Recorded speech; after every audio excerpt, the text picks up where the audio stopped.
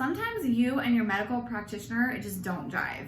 In this video, I'm going to give you 4 red flags that you may need to find a new practitioner. If you haven't subscribed yet, go ahead and click the subscribe button and the bell to be notified anytime I post new content relating to women's health, hormones, or holistic health. You guys, this is like such a common thing that I see amongst friends, family, patients, people just, there's all kinds of different practitioners out there, and sometimes you just need something different, right? Maybe your personalities just don't jive, maybe they're just not doing the kind of care you want, maybe they're not listening to you, maybe you don't feel validated. There's all kinds of different reasons for this, but I feel for you. It feels frustrating and kind of even scary sometimes to find somebody new, especially when there's so many different disciplines and you're like, I don't even know what type of doctor to find. I get it. It feels overwhelming a lot for so many women to heal themselves and feel like they found what they actually need. The first red flag that I give is you guys just don't jive. Your personality just doesn't work together. You don't feel listened to. You don't feel validated.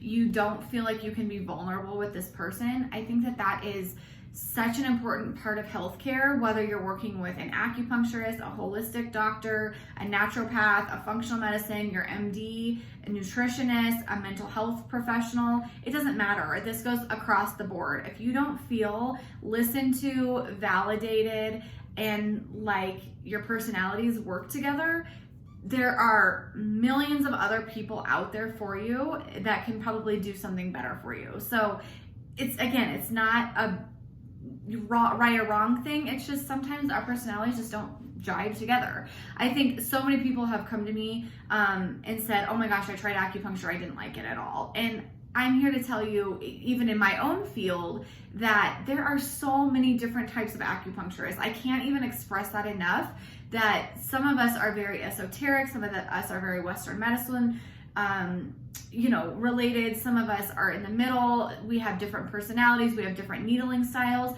and that goes for across the board, right? So like nutritionists, for example, like they have different strategies that they use and different ways that they like to work with patients. And doctors also have different ways. Some of them are a little bit more holistic, natural minded. Some of them are very pharmaceutical minded. Some of them are more of a wait and see approach, kind of non-alarmist. Other ones are alarmist.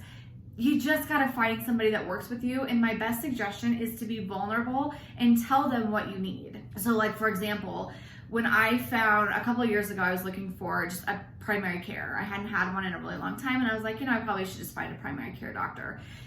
And so I went and met her and I was like, listen, here's me. This is my story. I have a lot of health anxiety because of different things that I've witnessed in my life. I've worked through that a lot with a mental health professional. I'm much better now, but I just want you to know like where I'm coming from. If I come to you with specific issues, this is what I'm looking for. And she actually shared with me a really sweet story about the reason that she got into medicine and said, I got into medicine because my friend when I was 19 actually passed away of cancer, and her doctor wasn't listening to her. She didn't feel validated, and it was actually something really serious. And so she's like, I don't do that. I listen to my patients. Now, I will tell you, she's a little bit of an alarmist sometimes, which is not always the most settling thing, but I also know that I can trust her, that she's not just gonna brush me off. Like, she is somebody who will never brush anybody off due to that life experience for her. And so I think sometimes it's just helpful to just say, this is where I'm coming from, and can you be this person for me? Can you understand sort of my mind-body connection here in what I'm thinking and how I like to look at healthcare? I just think it's super important to be like that with people. And if you feel like you're being rushed and brushed off and you can't talk to your practitioner, those are all really big red flags. Number 2 is you walk out of wherever, holistic doctor or pharmacist or Western medicine doctor, with just herbs or prescriptions. This is my pet peeve because we know that there's a lot more to people than just giving them prescriptions. There's a very holistic way to look at people. Obviously, that's the method I've chosen to do in my own life, but I think things all go together, right? So if somebody comes in with a myriad of just random symptoms like heartburn and not sleeping, and their period is bad, and they have ENT stuff like sinus infections frequently or yeast infections, like there's a way this all goes together, I promise. And if somebody's just going to give you, whether it's a functional medicine doctor or Western, it doesn't matter. If somebody's just going to give you a list of pharmaceuticals or supplements or whatever to take without actually talking to you about, what does your lifestyle look like? Do you put a lot of pressure on yourself? Are you perfectionist? How is your nutrition looking? What do you eat in the day? How do you exercise? How do you sleep at night? Do you have a bedtime routine? Looking at those types of things, it's probably not going to help that much. I really am such a stickler on this because I just think that we don't get to the root cause of things. These are just branches of things and not the root. And so I think Western medicine doctors get kind of thrown under the bus for this frequently, but I actually see this just as often with like functional medicine doctors, to be honest. And I'm not trying to be controversial here, but I really do see them charge thousands and thousands of dollars and do really, really expensive specialized tests and just tell you to walk out with 12 supplements and say, okay, take these. I don't know, and not talk to you really about anything else. And some of them will give you like an extremely restrictive diet with like no sugar, no gluten, no soy, no wheat, no alcohol, no nightshades, whatever.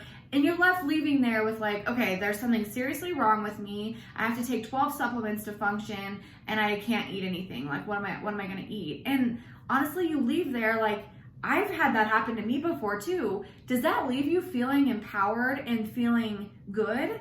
Like, maybe for some people it does. I don't know. For me, it left me feeling like there was something significantly more wrong with me than there was. I didn't know what to eat. I felt super anxious and depressed that my whole entire world was going to collapse because I couldn't really do anything social. I didn't know what to eat. I felt like I was going to put out my husband. And I just think when you're told that you're really sick and that there's all these things wrong with you, you internalize that. Like, there's no other way to do it. We all do it.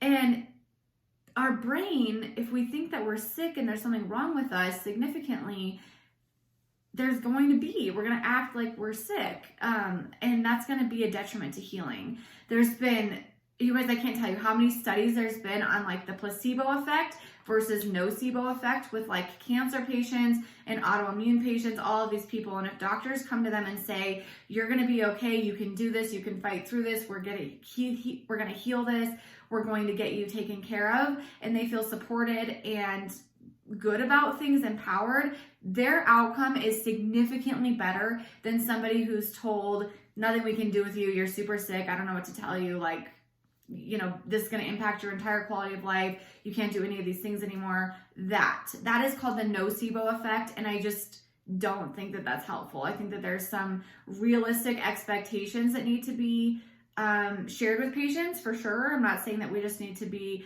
rainbows and butterflies all the time, but I do think this is part of the problem. So anyways, if you're just walking away with prescriptions, no alternatives, maybe that's not the practitioner for you. Number 3 goes along with this, that you're required to do specialty testing all the time. I think there's a million different tests under the sun, and I think there's economical, realistic ways to do this, and I think that there are very non-economical, unrealistic ways to do this. And I see a lot of functional doctors like doing in fact, I've had so many patients come to me with files and files of random tests, from organic acids to food sensitivities to hormonal testing to cortisol testing to blood testing to all the things. And I'm not bashing any of these tests. They all are helpful in their own regard. Gut health tests, all of the things. I like them. I suggested patients get them, whatever. I think they are helpful. But at a certain point, you do all of these tests and every single one like requires a supplement. People can't take 50 supplements. And at a certain point, I think you have to almost like pick an area to focus on that and see what changes. Because you can't literally focus on 12 different tests at a time. Like, I don't know how people do that. And so I've had a lot of patients come to me personally that just feel very overwhelmed, very confused, feel like there's no direction, there's no intention behind their treatment. They don't know what they're working on anymore. And it just feels not great, right? So I think, if you're being required to do this, then I also think that maybe look into that, maybe have a conversation about what you actually are treating, what the path is going to look like, how long, those types of things, so that you're not just on this like open-ended roller coaster with people. So I want to know in the comments below, tell me, have you ever had to fire your doctor before? Have you ever had a poor experience? I think probably every single one of us has probably had some sort of poor experience with a healthcare practitioner, be that, again, an acupuncturist, a holistic doctor, an MD, a surgeon, whatever. But tell us in the comments below. And number 4, you aren't seeing results, right? This is kind of where we left off with number 3. But if you're working with somebody and they're just sort of like leading you on over and over and over, and you're talking to them and you're just not getting better, you're not seeing the results that you want, it's probably time to find somebody else who can help you and kind of restart your case. So you may need to find a different type of practitioner. You may just need to find a different practitioner of the same discipline in general because the strategy, the protocol, whatever isn't working. And that's okay. Not everybody is for everybody. That's something that I've had to learn in my own business and practice, and as a patient as well, to many people, that, I'm just not the best fit for everybody both ways. It's a two-way street for sure. And I want you to just realize that it's a two-way street and become empowered with your own healthcare, that just because your doctor says something that he's right, if you don't feel like something's right and you have like kind of this gut instinct that you want to ask some different questions and they're not really willing to go there with you, get a second opinion. I think that, you're the advocate for yourself, and I think we all need to advocate very, very strongly for ourselves and our well-being, and that's the only way to really do it. I hope this was helpful for you. If you need to forward this to a friend and family who's having this struggle, who's really immersed in this medical field, jumping from practitioner to practitioner, not seeing results, losing hope, send this to them. My biggest goal in life is to give people hope. I think, again, kind of back to the placebo, nocebo effect, without hope, we really struggle. So I want you all to have hope that you can figure out whatever's going on with you and find the right practitioner. I offer free 15-minute consults if you need help with, anything hormonal, digestive system, mood, all of those things. They all go together. Inflammatory, autoimmune. I work with all of those types of patients, and I would love to do a free 15-minute consult with you to figure out, how I can help. What are some best next steps for you? You can schedule that at alliedamron.com/consults. You can get a ton more information on my work and how to work with me, and then schedule that free 15-minute consult. Hope you're all having a great day, and I will talk to you soon.